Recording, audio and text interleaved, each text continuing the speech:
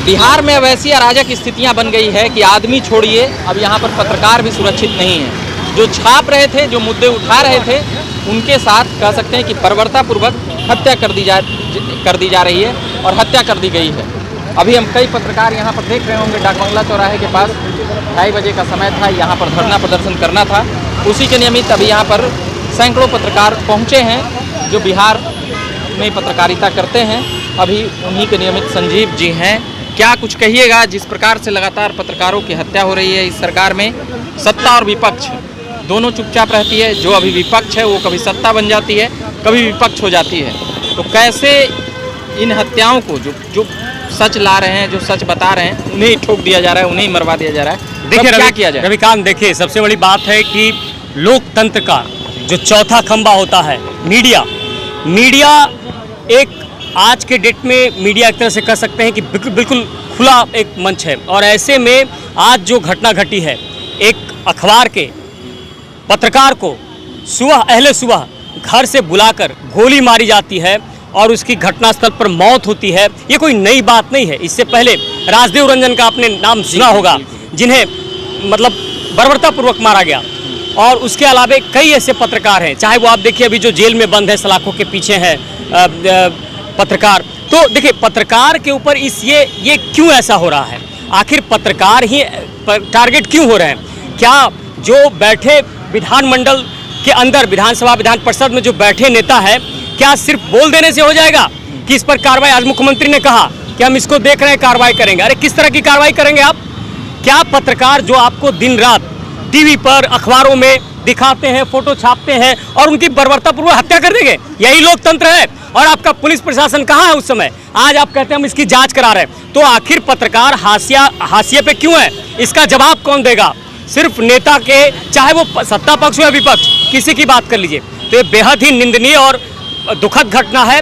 और आज देखिए हमारे जितने भी पत्रकार गण बंधु हैं हमारे, आज यहाँ पर इसके विरोध में काला पट्टी लगाकर किस तरह से विरोध कर रहे हैं। और हम चाहेंगे कि आप उनसे भी पूछिए कि आखिर वो क्या चाहते हैं। देखिए ये काफी लंबे समय से पत्रकारिता में और ये आवाज उठाते रहे। चलिए आप इनसे भी काला पट्टी लगाकर कई पत्रकार यहाँ पर विरोध कर रहे हैं, जिस प्रकार से हत्याएं हो रही है। क्या कुछ कहिएगा सरकार को, जिस प्रकार से ये कुकृत किया जा रहा है पत्रकारों के साथ? सरकार को क्या कहिएगा? सरकार तो पूरी तरह फेल है। सरकार बेशरम है, अपराध बढ़ गया। कहाँ कुछ सरकार कर रही है? पत्रकारों की हत्या से थोड़े हो रही है। बिहार में तो पत्रकारों की लगातार हत्या हुई है। अब तक 1 दर्जन से ज़्यादा पत्रकार मारे गए हैं। मिथिलेश पांडे गया के हों, चाहे राजदेव राजन सिवान के हों, 1 दर्जन से ज़्यादा पत्रकारों की हत्या हुई है। और सब में वही टाँटा फिस उठाने वाली बात है। पूरा देश मांग कर रहा है, पूरे देश में, इस राज्य में मेडिकल प्रोटेक्शन एक्ट बन सकता है। यहाँ पे डॉक्टरों के लिए डॉक्टर सुरक्षा, चिकित्सीय सुरक्षा कानून बन सकता है। और यहाँ पूरा देश मांग कर रहा है कि पत्रकारों के लिए पत्रकार सुरक्षा कानून बनाया जाए। आज तक नहीं बना। पक्ष या विपक्ष हो, बस कहना जानता है, कुछ होता नहीं है। क्यों? इसलिए नहीं होता है कि किसी का मनोबल किसी के पास नहीं है। कोई पत्रकार को सपोर्ट नहीं करना चाहता है। पक्ष में जब लोग हैं तो वो अपनी देखते हैं, विपक्ष में लोग चाहते हैं कि हमको अपना देखें। और वही जब फिर पक्ष में आ जाते हैं तो फिर अपनी स्वार्थ सिद्धि के वजह से हर कोई पत्रकार को मोहरा बनाता है। और हमारे आपके बीच के कुछ लोग ऐसे हैं जो पत्रकार, जो राजनेताओं के मोहरा बन के रहते हैं। चलिए और भी सीनियर पत्रकार हैं, क्या कुछ कहिएगा संजय सर, जिस प्रकार से भैया पत्रकारों की हत्या कर दी जा रही है? सरकार कह सकते हैं कि सरकार या प्रशासन से हम मांग करते हैं कि जो बिमल जी हम लोग के साथी की घर बुलाकर अपराधियों ने हत्या कर दी, इनके परिजनों को 20 लाख रुपया मुआवजा और जो उनके छोटे छोटे बच्चे हैं उनके पढ़ने की व्यवस्था एवं पत्रकार गारंटी सुरक्षा योजना लागू किया जाए। और तमाम हमारे छोटे बड़े जितने भी पत्रकार जो हैं, जो अभी इस लाइन में आए हैं या पहले से हैं, उन्हें सुरक्षा मुहैया कराया जाए। देखिए बिल्कुल काफ़ी सही बात इन्होंने कहा कि पत्रकार सुरक्षा जो योजना है, उसके अलावा कई अन्य अहम मुद्दे इन्होंने कहा कि उनको सरकार जो है मुआवजा दे। लेकिन देखिए मुआवजा कोई, अब इससे कुछ होना नहीं। उनके परिवार के पीछे उनके बच्चे, उनकी पत्नी, तमाम लोग जो है बिलक बिलक कर रो रहे हैं। तो आखिर मुझे, रविकांत जी आप भी काफ़ी लंबे समय से पत्रकारिता कर रहे हैं, मुझे यही कहना है कि आखिर ऐसा क्यों? लोकतंत्र के चौथे खंभे के साथ ही क्यों? देखिए मनीष जी अभी एनडीटीवी में है, वो भी, आप कई ऐसे पत्रकार आए हैं जो इसका खासा एक तरह से कह सकते हैं कि विरोध कर रहे हैं। आप हम तो कहेंगे आप उनसे भी पूछिए कि क्या कहना चाहते हैं। देख रहे होंगे यहाँ पर अभी पत्रकारों का आने का सिलसिला जारी है। बाकी जिस प्रकार से हत्या हुई है उसको लेकर तमाम लोग अभी यहाँ पर अलग अलग बातें कर रहे हैं। हाँ, क्या कुछ कहिएगा आपके दोस्त को जिस प्रकार से देखिए, जिस तरह से विमल कुमार यादव की निर्मम हत्या कर दी गई है, घर से बुलाकर उनकी हत्या की गई है। आप सोच सकते हैं कि बिहार में अपराधियों का जो ये है खौफ है, दहशत है लोगों के बीच में कितना है कि आज पत्रकार सड़क पर उतरने के लिए मजबूर हो गए हैं। हम यही मांग करते हैं कि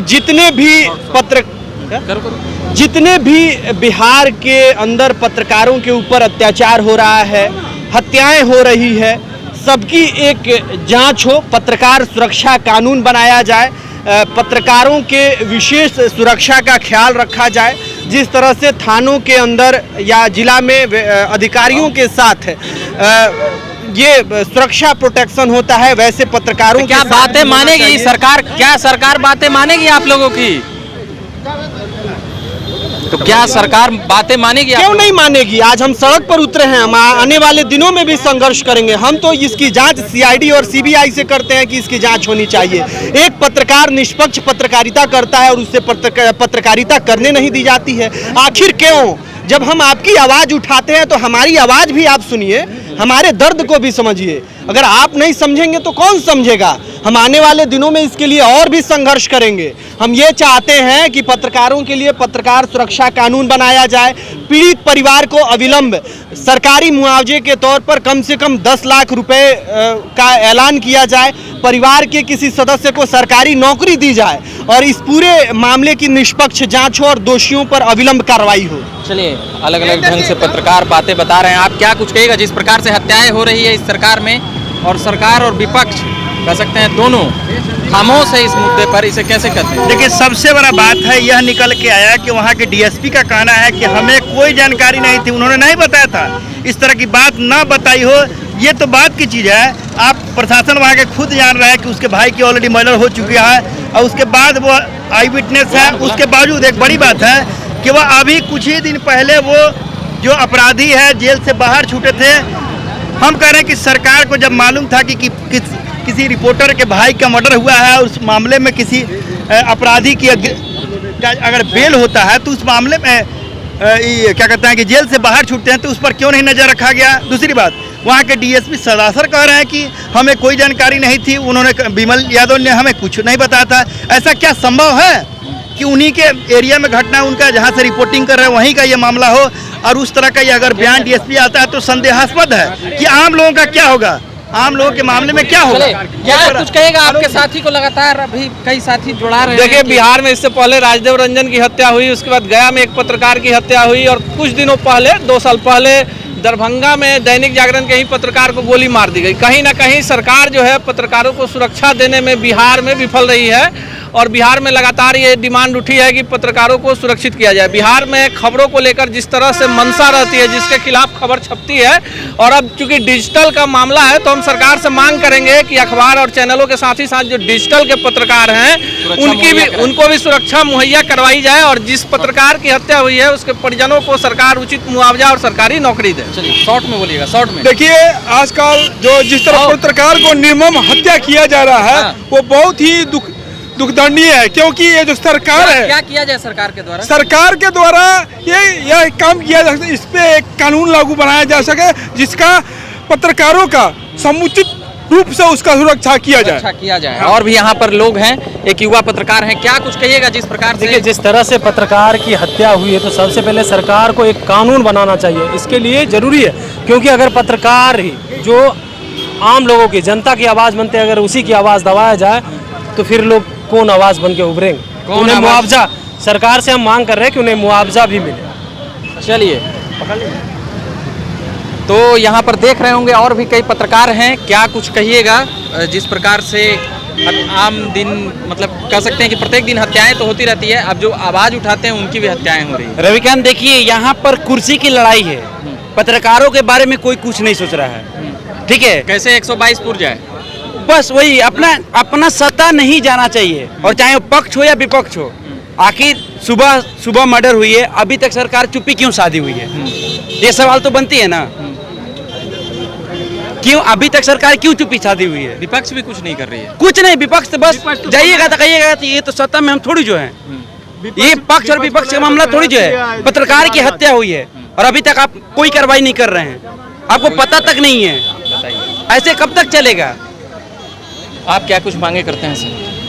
कर रहे हैं सरकार के, सरकार को तो कहे, अगर बोला विपक्षी तो बोला रहा है कि वो तो परिवारवाद है। सब चलिए अभी रहने देते हैं। तमाम पत्रकारों से, लगभग दर्जन भर पत्रकारों से हमने बात की है।